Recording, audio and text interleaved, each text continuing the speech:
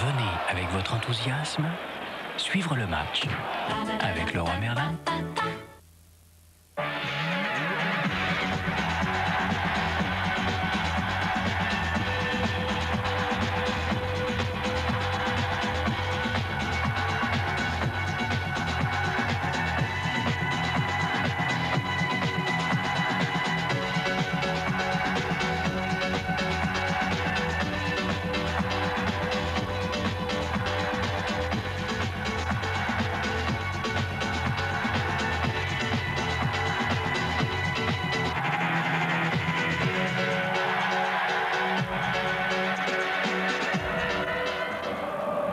Bonsoir à toutes et à tous, nous sommes à Marseille dans un stade Vélodrome bien garni pour assister dans quelques instants au match vedette des quarts de finale de la Coupe de France qui va opposer le leader de la deuxième division, l'Olympique de Marseille, à une équipe qui se bat pour assurer son maintien, Lille. Bonsoir Jean-Michel. Bonsoir. C'est vrai que c'est un match a priori très équilibré entre deux grands spécialistes de la Coupe de France.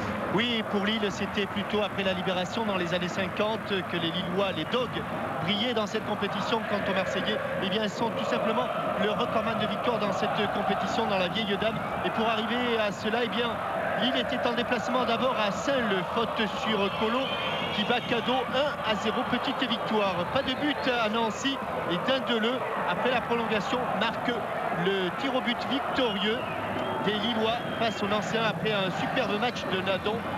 C'est ensuite à Grimont-Préjoris que Lille accueille Monaco, frappe de Simba reprise par Sibierski, 1-0. Et tout de suite après le repos, contrôle de Enzo Schifo qui dans un trou de souris bat Nadon. Un but partout, on en arrive à la prolongation, on en arrive au tir au but. Jean-Michel Cavalli ne veut pas voir la dernière frappe, il a tort car sur ce tir de Anderson, Nadon se détend du bon côté et Lille est qualifié. Pour les Marseillais qui avaient déjà éliminé Échirol et Limp, eh bien il y a un derby qui s'est profilé en 32e contre Andoum.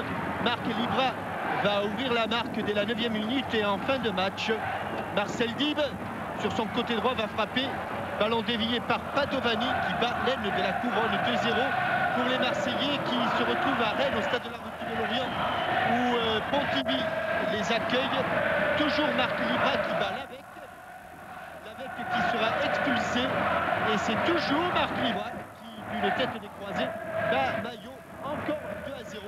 Et enfin au stade des Fonderies, en fin de rencontre, l'inévitable Marc Libra va ouvrir la marque. Il doublera même la mise à la suite de cette frappe repoussée de Tony Cascarino. Et c'est ainsi donc que Marseillais et Lillois se retrouvent ce soir dans le stade Vélodrome. Et le stade Vélodrome, vous l'apercevez tel qu'il se présente actuellement, vous l'aurez compris, on est en plein travaux, on prépare la Coupe du Monde 98, des travaux qui dureront plusieurs mois et les virages Jean-Bouin ont été détruits, ce qui oblige les Marseillais à changer de vestiaire et à être dans le vestiaire visiteur. La composition des équipes, côté Marseillais, une absence, le jeune espoir Olivier Chouafny qui est blessé. Olivier Chouafny qui est la véritable révélation de l'Olympique de Marseille cette saison. Il est absent, il sera remplacé par notre jeune, c'est Ludovic Azua. Et puis le retour d'un ancien, Manu Amoros, ils sont là les anciens, avec Casoni également, ou avec Marcel Dib. C'est ça la force de Marseille. Jean-Philippe Durand, un ancien de la Coupe d'Europe. Le mélange entre jeunes et anciens. Et puis surtout, une ligne d'attaque très efficace avec les trois derniers hommes que vous avez vus. Tony Cascarino, Ferrer, Nino et Marc Libra, le meilleur buteur marseillais. Et dans cette touche qui n'est pas mal non plus. Coupe de France, oui, je sais que vous avez tiqué un petit peu sur la présence de Jean-Marc Ferreri ou de Galtier. Ce sont des titulaires en puissance et c'est vrai que beaucoup de clubs de première division souhaiteraient avoir des joueurs qu'elle met sur le terrain. Alors que les joueurs s'apprêtent à rentrer sur la pelouse, côté lillois, Jean-Michel Cavalli a décidé d'aligner une équipe assez offensive avec trois attaquants, un absent également Dindeleu.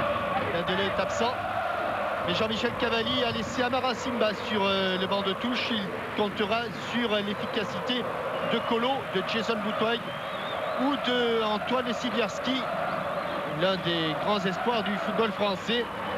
Une équipe de Lille qui fera, comme elle l'a fait depuis le début, alternance entre Nadon et Aubry. Jean-Marie Aubry, le gardien, qui est en général choisi pour les matchs de championnat.